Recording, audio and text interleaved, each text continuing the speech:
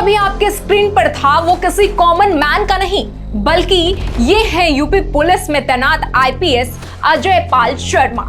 Uttar Pradesh police नाम सुनते ही दिमाग में एक सख्त वर्दी, एनकाउंटर और कानून का डर आता है। लेकिन अब उसी यूपी पुलिस की एक तस्वीर ने पूरे सिस्टम पर सवाल खड़े कर दिए हैं। सवाल सिर्फ एक पुलिस वाले के डांस का नहीं है, सवाल उस मानसिकता का है जो वर्दी की मर्यादा का और सत्ता की साख दोनों को दांव पर लगा रही है। सोशल मीडिया पर वायरल वीडियो बार गर्ल्स के साथ डांस करता आईपीएस अजय पाल शर्मा और फिर उस वीडियो को शेयर करती हैं टीएमसी सांसद महुआ मोइत्रा। इसके बाद जो सियासी तूफान उठा उसने सीधे योगी सरकार की कड़क कानून व्यवस्था वाली इमेज पर चोट कर दी है।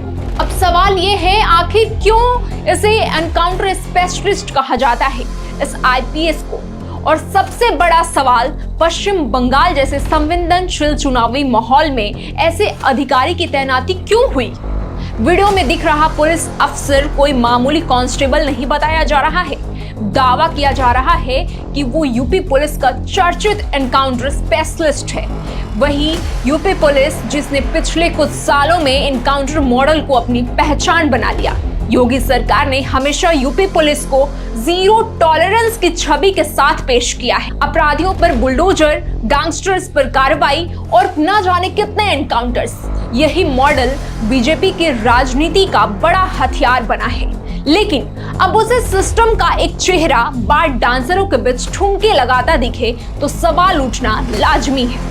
महुआ मोइत्रा ने इस वीडियो को हथियार बना लिया। उन्होंने सीधे सीधे बीजेपी और यूपी पुलिस पर तंज कसते हुए पूछा कि क्या यही वो अधिकारी हैं जिन्हें चुनाव ड्यूटी के लिए बंगाल भेजा गया है? यानी जो खुद अनुशासन में नहीं दिख रहे, वो चुनाव में निष्पक्षता कैसे सुनिश्चित करेंगे? अब यहाँ मामला सिर्फ वो डांस का नहीं है। कोई पुलिस वाला अपनी निजी जिंदगी में क्या करता है ये अलग बहस हो सकती है, लेकिन जब वही वीडियो सार्वजनिक हो जाए और उसमें वर्दी की ताकत और सत्ता की हनक झलकने लगे, तब मामला निजी नहीं रह जाता। याद रखिए, पुलिस सिर्फ कानून लागू नहीं करती, वो राज्य की नैतिक ताकत का चेहरा भी होती है। जनता जब वर्दी देखती है तो उसे अनुशासन, जिम्मेदारी और उसे भरोसा दिखना चाहिए, ना कि सत्ता के नशे में झूमता सिस्टम। और सबसे बड़ा विवाद यहीं से शुरू हुआ, क्योंकि दावा यह भी किया जा रहा है कि इस अधिकारी को पश्चिम बंगाल चुनाव ड्यूटी में भेजा गया है। बंगाल जहां चुनाव सिर्फ चुनाव नहीं होते, वहां हर वोट के साथ हिंसा, बूथ कब्जा, राजनीतिक टकराव और सुरक्षा बलों के निष्पक्षता पर सवाल भी जुड़े होते हैं। ऐसे में अगर किसी विवादित छवि वाले अधिकारी की तस्वीर वायरल हो जाए, विपक्ष को हमला करने का मौका मिलता है।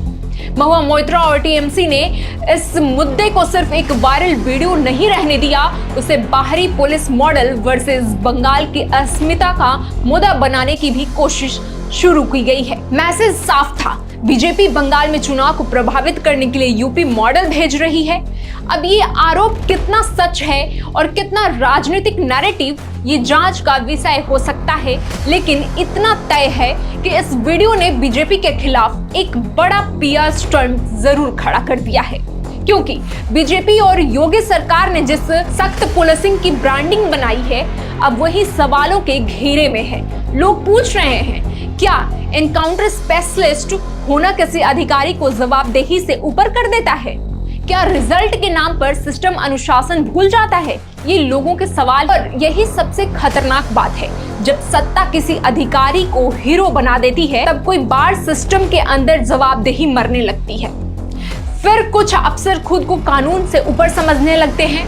यही वजह है कि एक वायरल वीडियो पूरे पुलिस मॉडल के साख पर सवाल खड़े कर रहे हैं। लेकिन यहाँ एक और एंगल समझना भी जरूरी है। आज की राजनीति में परसेप्शन यानी छवि की सबसे बड़ा हथियार है। एक वीडियो सिर्फ 30 सेकंड का सालों की बनाई इमेज को हिला सकता है। योगी सरकार ने यूपी पुलिस को सिंघम की तरह पेश किया, लेकिन विपक्ष अब उसी पुलिस को डांसिंग कॉप बताकर मजाक उड़ा रहा है। और राजनीति में मजाक सबसे खतरनाक हथियार होता है, ये सभी को पता है, क्योंकि जनता का डर से ज्यादा तेजी से मजाक याद रखती है। अब सवाल ये भी है कि क्या इस पूरे विवाद के पीछे सिर्फ नैतिकता है या राजनीति ज्यादा है?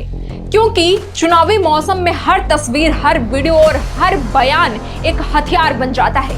विपक्ष इसे मुद्दा बनाएगा, सत्ता इसे निजी मामला बताएगी, लेकिन बीच में खड़ी जनता सिर्फ एक चीज देखेगी, वर्दी की गरिमा बची या नहीं। और यही इस पूरे विवाद का सबसे बड़ा सेंटर बनता है। अब आगे क्या? अगर वीडियो असली है, अधिकारी जांच की पहचान सही निकलेगी, तो क्या विभाग कार्रवाई करेगा? क्या चुनाव आयोग इस पर नोटिस लेगा? क्या बीजेपी इस विवाद से दूरी बनाएगी, या फिर ये मामला कुछ दिनों के शोर के बाद ठंडा पड़ जाएगा? लेकिन एक बात तय है, जिस यूपी पुलिस को सिंघम बनाकर पेश किया गया था, उसका एक वायरल वीडियो अब उसे सिस्टम पर दाग बन चुका है, धब्बा लगा रहा है। और राजनीति में दाग विपक्ष कभी धुलने नहीं देता है।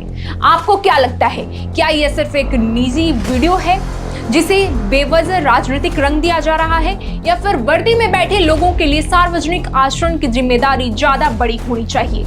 कमेंट में अपनी राय जरूर बताएं और वीडियो को ज्यादा से ज्यादा शेयर करें। जय हिंद।